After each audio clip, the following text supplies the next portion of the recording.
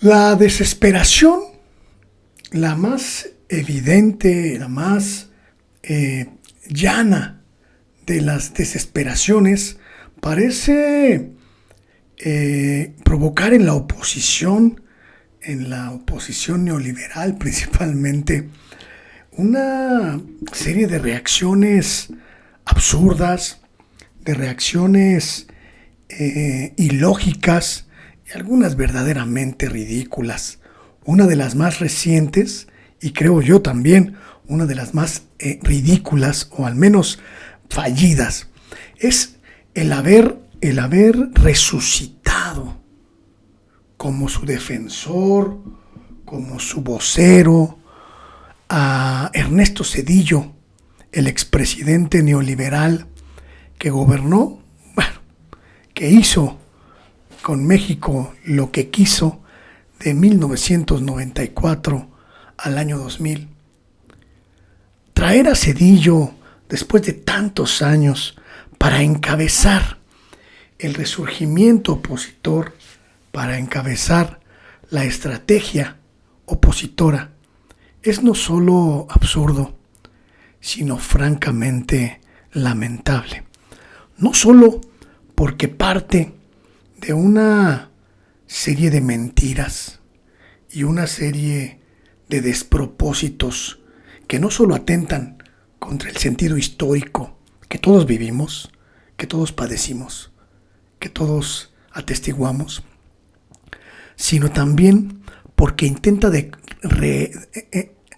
restablecer un diálogo entre dos nociones de país que son abiertamente distintas. Cuando se pone a atacar a los gobiernos de la transformación, al gobierno del presidente López Obrador en primer lugar, y al más reciente gobierno de la presidenta Claudia Sheinbaum, Zedillo quiere establecer una línea discursiva en la que los gobiernos neoliberales, como el que él usurpó después del magnicidio de Luis Donaldo Colosio, pues son la punta de lanza de un país que solo está en su imaginación, que solo está en sus delirios y en los de aquellos que le hacen caso. Zedillo reaparece para intentar convencernos de que lo que vivimos no lo vivimos, de que lo que sufrimos no lo sufrimos, de que lo que lloramos, lo que perdimos, lo que dejamos, no ocurrió, y que aquella era de privatizaciones, de saqueo, de ignominia, de crímenes desde el Estado, de militarización verdaderamente apabullante, de autoritarismo, de antidemocracia, de falta de libertades, no fueron sino el mejor tiempo que hayamos podido disfrutar sobre la tierra. Una falacia que poco a poco, en estos años, los gobiernos de López Obrador y de Claudia Sheinbaum nos han enseñado, nos han permitido identificar con mucha claridad y también señalar con absoluta severidad. El saqueo neoliberal que ocurrió en México durante la era de los gobiernos de neoliberales ha sido quizá uno de los más despreciables atentados contra un pueblo. En apenas 35 años, México fue despojado de la mayoría de sus riquezas, de las empresas e industrias públicas, de los recursos naturales, de sus riquezas no renovables. En algunos casos, todo eso pasó a manos privadas a precios casi de regalo, sin beneficio alguno para nosotras, para nosotros. Usted estuvo ahí, yo estuve ahí, lo vivimos, lo padecimos día con día. Pemex, en su tiempo la petrolera más importante de América Latina, fue destruida prácticamente en 18 años, entre el final del gobierno de Ernesto Zedillo y el final del gobierno de Felipe Calderón. Y casi todas sus áreas estratégicas fueron desmanteladas. Enrique Peña Nieto casi regala, casi remata lo que quedaba de Pemex. Y en la agricultura, la liberación de todas las barreras arancelarias con Estados Unidos y Canadá, que trajo consigo el primer tratado de libre comercio en 1994, provocó un desastre sin precedentes en el campo mexicano, que todavía hoy vivimos y tratamos de resarcir. Importamos maíz, importamos trigo, importamos sorgo, importamos soya, que antes de esa era eran productos que producíamos y consumíamos en este país. ¿Y qué me dicen? ¿Qué me dicen de la minería?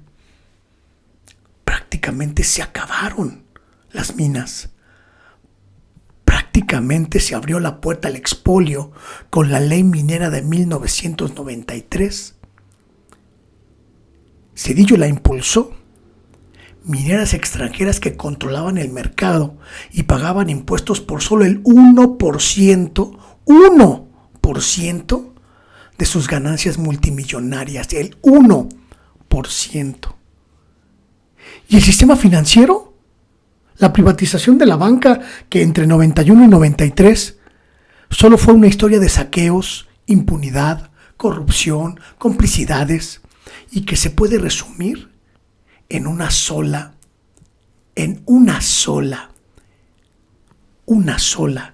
y maldita palabra: el FOBAPROA. La presidenta Claudia Sheinbaum no se quedó callada y le lanzó a Zedillo justo lo que se merece. Vamos a hablar del sexenio de Zedillo. ¿Por qué no hablamos, hablando de democracia, de las masacres de Acteal, del Charco, del Bosque, de Aguas Blancas? Pero nosotros no reprimimos. Vamos a hablar de democracia. ¿Por qué no hablamos del FOBAPROA? Porque también es autoritarismo rescatar a unos cuantos, hacer deudas privadas como deudas públicas y dejar en el desamparo a millones de deudores en nuestro país, con una deuda que seguimos pagando las y los mexicanos. ¿Por qué no hablamos de la privatización de los ferrocarriles? Porque eso también es autoritarismo. ¿O a quién le consultó cuando privatizó los ferrocarriles? ¿A poco hizo una consulta pública para saber si los privatizaba o no? Y después acabó con los ferrocarriles de pasajeros y después se fue a trabajar a una de las empresas que fueron beneficiadas de la privatización. ¿O qué, eso no es autoritarismo? ¿O por qué no hablamos de la desaparición de la Corte y la decisión a modo de una nueva Corte? Los gobiernos neoliberales en general fueron un relicario de tragedias para el país, pero el de Zedillo en particular fue verdaderamente desastroso en prácticamente todos los ámbitos. No puede venir hoy a intentar dar lecciones de democracia, de gobernabilidad, de administración, de finanzas, porque simple y llanamente el país que nos heredó, como bien se lo dijo en su momento el expresidente López Obrador, fue una manzana podrida de corrupción, podrida de saqueo, precisamente por ellos, los gusanos neoliberales. Ahora que viene Zedillo, me gustaría hacerle 3 preguntas. Una, ¿por qué convirtió las deudas privadas de unos cuantos en deuda pública? El FOBAPROA. Porque lo traen de expositor, como Aznar de España, todo este bloque conservador, que conteste eso. Lo segundo, que conteste por qué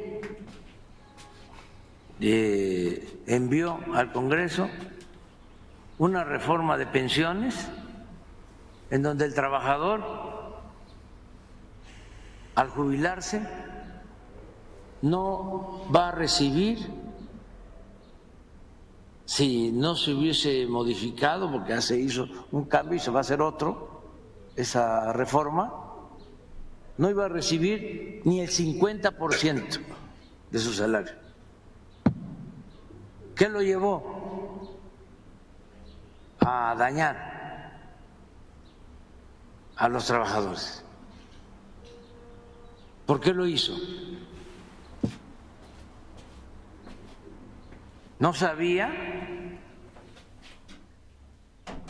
lo que iba a significar esa reforma a la pensión, a las pensiones? ¿Hicieron mal el cálculo? ¿La corrida financiera? Esa sería la segunda que explicara. Una tercera es por qué durante su gobierno no aumentó el salario mínimo, sino al contrario, se redujo.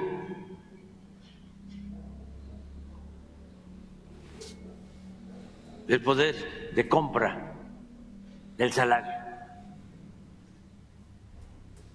Dije tres, pero tengo muchas más, pero la cuarta, ya. Sí, ¿por qué desapareció los trenes de pasajeros y se fue a trabajar de asesor a la empresa estadounidense que le entregó los ferrocarriles nacionales a la empresa que...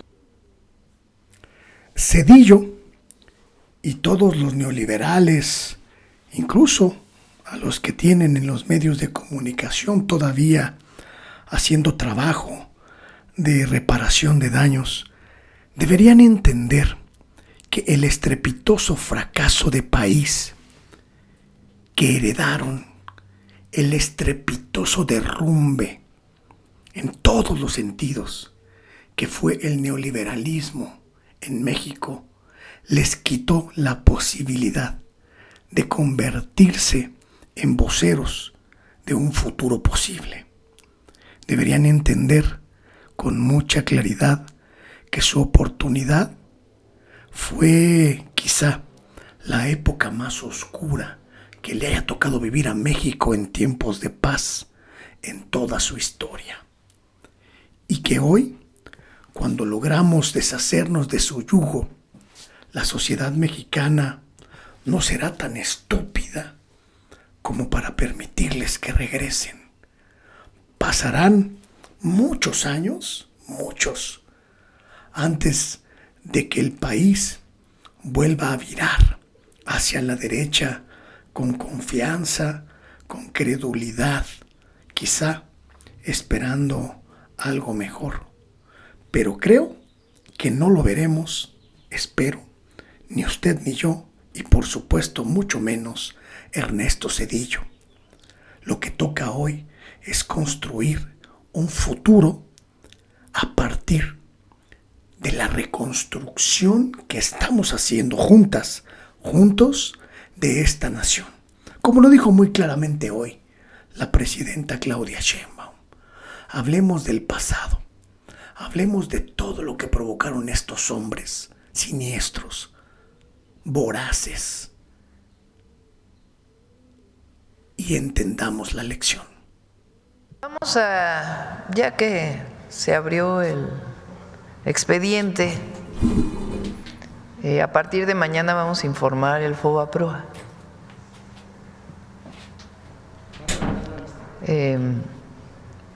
bueno, es público, es público. ¿Qué fue el FOBAPROA? ¿Qué es ahora el IPAB? ¿Cuánto estamos pagando cada mexicano y mexicana? ¿A quién se le dieron recursos que no tenía nada que ver con alguna afectación por algún incremento de su deuda, sino que realmente fue por influencias? Porque no se puede hablar tan impunemente. Dice él que fue revisado el FOBAPROA, pues ¿cuándo? ¿Quién le cree? Él entra al gobierno, avisa a un grupo de empresarios que se va a devaluar el peso. Producto de esto sacan una cantidad de dinero enorme y provoca una crisis aún mayor de la que de por sí iba a ocurrir. Y a partir de ahí, cientos de miles de familias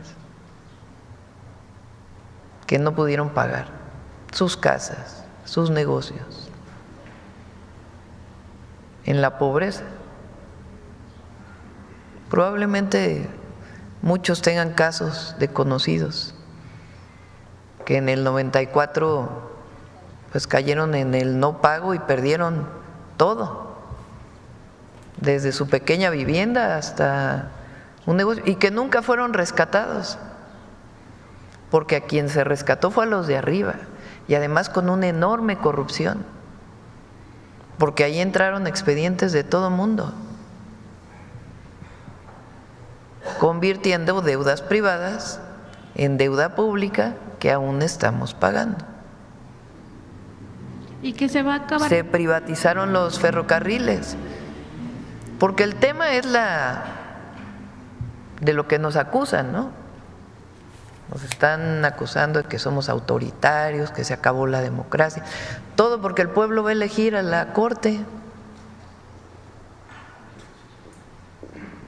O sea, ese es el argumento. Como el pueblo va a elegir ahora a la Corte, la presidenta es autoritaria, se acabó la democracia. ¿Cómo se va a acabar la democracia si es el pueblo quien va a elegir?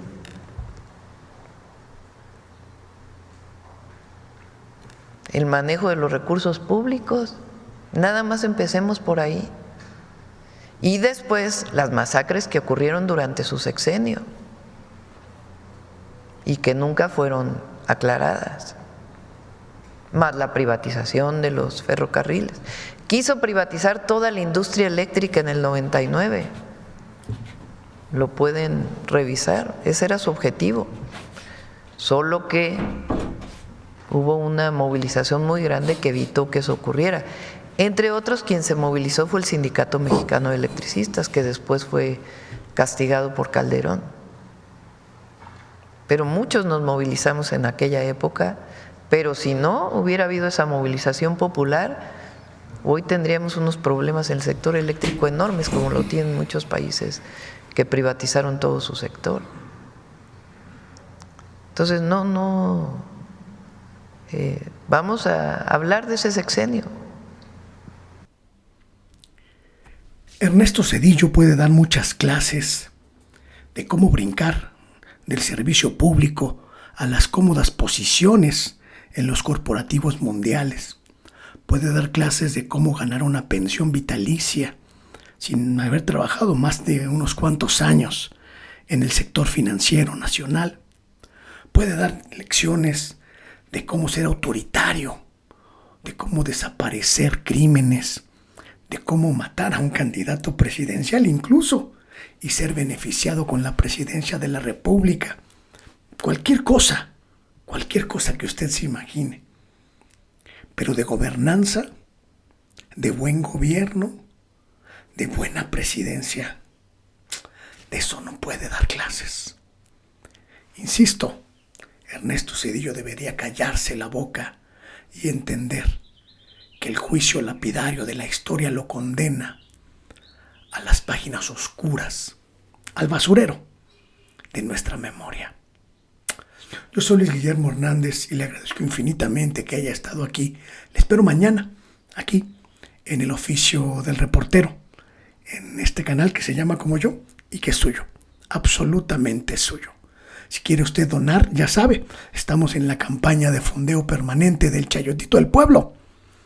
El oficio del reportero se financia con sus recursos y con su apoyo.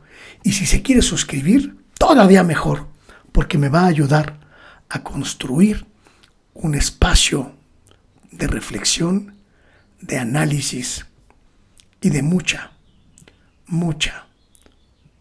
información contra estas lacras. Nos vemos mañana. Buenos días, buenas tardes, buenas noches. Hasta luego.